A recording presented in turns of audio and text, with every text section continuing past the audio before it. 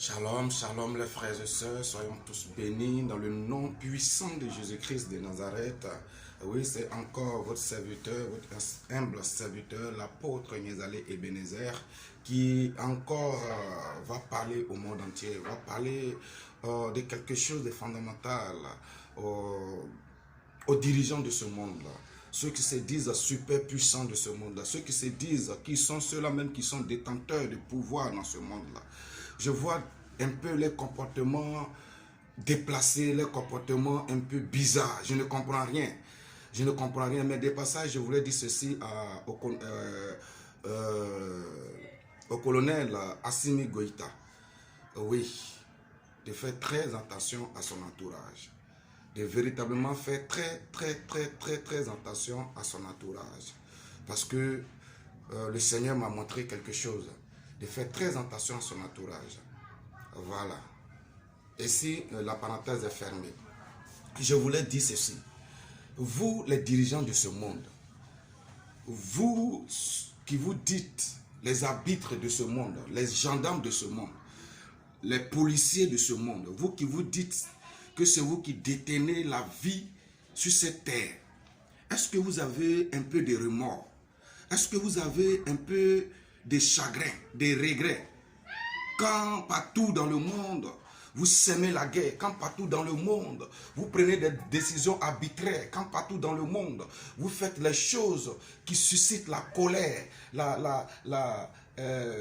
l'humiliation de l'autre côté. Je ne comprends pas. Je ne comprends pas ce que vous faites. Vous avez brûlé l'Ukraine. Et le soi-disant président de l'Ukraine vous a suivi aveuglément. Et voilà aujourd'hui où son pays en est. Vous savez très bien que l'Ukraine ne peut pas faire la guerre avec la Russie. Même la France ne peut faire la guerre avec la Russie. L'Allemagne ne peut faire la guerre avec la Russie. La France, l'Allemagne, l'Italie, l'Angleterre et l'Amérique associée ne peuvent faire la guerre avec la Russie. Mais vous avez poussé ce président de l'Ukraine à vouloir faire la guerre avec la Russie. Voilà aujourd'hui où on en est. Oh, la Russie a des difficultés. Oh, la Russie a des difficultés. Oh, la Russie ne peut pas prendre Mariupol. La Russie ne peut pas faire cela. Il a pris Mariupol. Il ne peut pas prendre Donbass. Il est en train de prendre Donbass. Il est en train de grainer des choses et il s'avance. Il avance. Il a dit aujourd'hui que même sa priorité n'est plus Donbass, que c'est tout l'Ukraine. Qu'est-ce que vous allez faire? Qu'est-ce que vous pouvez faire? Qu'est-ce que vous pouvez faire? Ce n'est pas pour envoyer des fusils, les munitions fatiguées, les choses que vous ne pouvez plus utiliser chez vous. Ce n'est pas ce que vous allez envoyer. Mais est-ce que vous venez sur le terrain où les Ukrainiens sont en train de mourir? Est-ce que vous venez sur le terrain où l'armée ukrainienne est en train d'être décimée? Est-ce que vous venez sur le terrain où les enfants sont en train d'être tués? Est-ce que vous faites la guerre aussi avec l'Ukraine? Est-ce que vous faites ça? Non. Et la dernière fois, comment il s'appelle, Macron est venu en Afrique et on lui pose une question au Cameroun et il dit que les Africains sont hypocrites. Non, les Africains ne sont pas hypocrites. C'est vous, les Européens et les Occidentaux qui êtes hypocrites. C'est vous qui êtes hypocrites.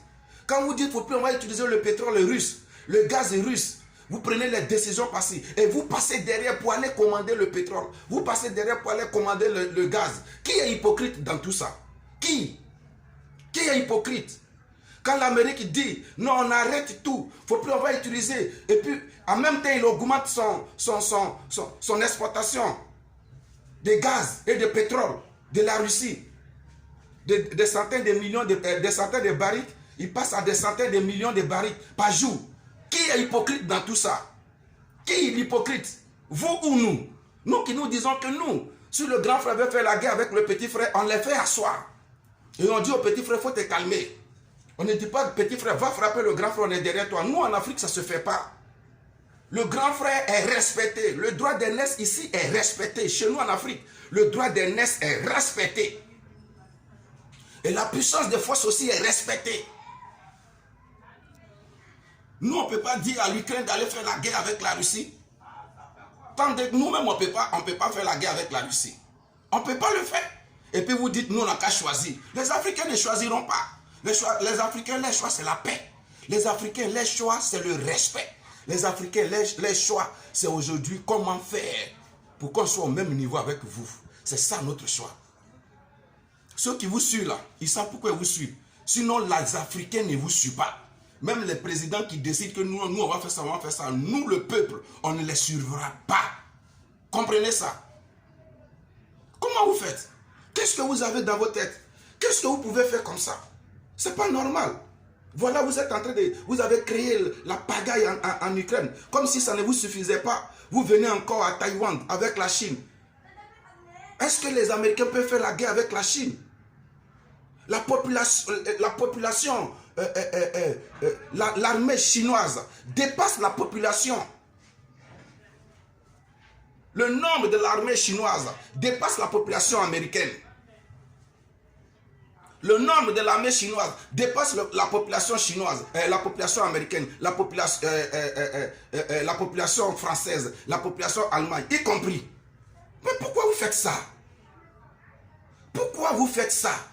Et c'est vous-même qui avez donné des matières, histoire, géographie, ainsi de suite, ainsi de suite. Mais si l'histoire dit que la Taïwan et la Chine, c'est un seul pays, si l'histoire dit que c'est un seul pays, qu'est-ce que vous devez dire aujourd'hui? Vous faites asseoir les deux présidents. Vous faites asseoir les deux. Vous commencez d'abord par l'Assemblée nationale. Vous commencez d'abord par voir les peuples, la population.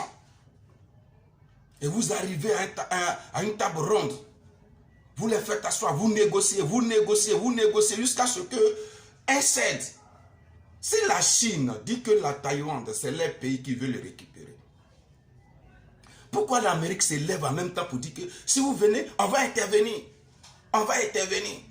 Et la Chine dit, il ne faut pas vous allez partir là-bas. Vous êtes parti. Qu'est-ce que vous voulez à la fin? Joe Biden, qu'est-ce que tu veux? Tu es venu au pouvoir pour brûler le monde. Tu penses que si le monde brûle, tu ne vas pas brûler aussi? Tu vas aller où en l'air? Et tu vas vivre là-bas seul? Qu'est-ce que tu vas faire? Qu'est-ce que vous faites? S'il vous plaît. Nous, on a besoin de la paix. Nous, les responsables religieux, nous avons besoin de la paix. Nous, les hommes de Dieu, nous avons besoin de la paix. Parce que nous avons du monde derrière nous. Quel est votre problème? Vous voulez servir le diable. C'est pourquoi vous avez enlevé Trump au pouvoir. Pour brûler le monde. Vous avez dit la Corée du Nord, personne ne peut aller là-bas, personne ne peut faire ceci, personne ne peut faire cela. Trump a dit que c'est un homme, je peux aller parler avec lui. Il est allé parler avec lui. Tout est arrangé. Le petit, il avait commencé à comprendre le monde. Dès que Trump est parti, vous êtes revenu, vous l'avez carrément omis, vous l'avez carrément bloqué. Voilà, il est en train de faire des essais nucléaires. Qu'est-ce que vous pouvez faire s'il bombarde le monde? Qu'est-ce que vous avez, frère? Qu'est-ce que vous avez? Vous êtes des humains comme nous. Vous n'êtes pas extraterrestres. Vous n'êtes pas extraterrestres. Vous n'êtes pas un extraterrestre. Vous comprenez? Arrêtez de brûler le monde. Le monde vit avec des gens. Ce n'est pas sur vous seulement le monde s'arrête. Le monde continue. Il y a des personnes qui vivent dans ce monde-là. Il y a des familles, des femmes, des veuves, des orphelins. Il y a des sans-abri qui vivent. Si vous avez la force, construisez des maisons, ils vont y habiter. Qu'est-ce que vous avez? Les dirigeants de ce monde, ceux qui se disent qu'ils sont présidents, ceux qui se disent qu'ils sont forts. Qu'est-ce que vous avez? Vous comptez sur qui? La France qui ne peut même pas faire la guerre avec la Côte d'Ivoire. On a vu ça ici en 2011. La France ne pouvait même pas piquer devant la Côte d'Ivoire. La petite armée de la Côte d'Ivoire, la France ne pouvait pas. Elle était obligée d'aller appeler l'ONU, d'aller appeler l'OTAN. Au préalable, la France avait déjà détruit les avions de la Côte d'Ivoire. C'est sur la France que vous comptez. Vous comptez sur qui? Sur la Turquie. La Turquie n'est pas avec vous. Je vous dis en même temps que la Turquie n'est pas avec vous. Sur la Turquie, elle se retire de vous. Vous allez faire quoi? L'Amérique seule peut faire quoi? Vous voyez aujourd'hui le monde en train de se partager. La Turquie, la Chine, la Russie, l'Inde, le Brésil, l'Afrique du Sud. Oh! Ayez crainte un peu. Descendez un peu de votre montagne. Vous êtes trop haut. C'est trop, c'est trop. Vous avez mis trop la barre haute. Quand le monde va brûler, vous ne pouvez pas vous échapper. Nous allons tous brûler. Frères, s'il vous plaît, descendez un peu. Ce que vous faites n'est pas bon. Si la Chine dit la Taïwan, c'est pour elle. Et si vous appelez les Chinois et les Taïwanais sur une même table et vous discutez, ça vous coûte quoi? Ça vous coûte quoi? Vous n'avez pas pris exemple de ce qui se passe à l'Ukraine actuellement. Vous n'avez pas pris exemple. L'Ukraine est en train de brûler. Vous êtes en train de négocier. Vous êtes en train de voir comment vous pouvez négocier pour que les prisonniers que la Russie a pris va être échangés. Mais c'est n'importe quoi. C'est pas vous qui avez poussé. Comment il s'appelle le président de l'Ukraine même? C'est pas vous qui l'avez poussé à la guerre. Alors, mais ce que vous devrez faire, c'est de l'aider. C'est maintenant qu'il a besoin de vous. Envoyez votre armée combattre la Russie. C'est ce que vous devrez faire. Et c'est ce que vous avez voulu faire. Envoyez-les, ils vont combattre. Vous allez voir si la Russie ne vous fait pas de représailles. Et vous avez peur de ça? Vous allez encore créer un foyer de guerre quelque part d'autre?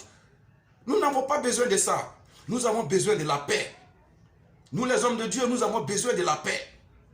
Parce que nous avons des populations avec nous, nous avons des peuples avec nous, nous avons des gens pour qui nous prions, nous gênons, nous avons des gens pour qui Dieu nous parle et nous avons besoin de la paix pour conduire ce peuple-là. Alors arrêtez vos votes en guerre, arrêtez cela.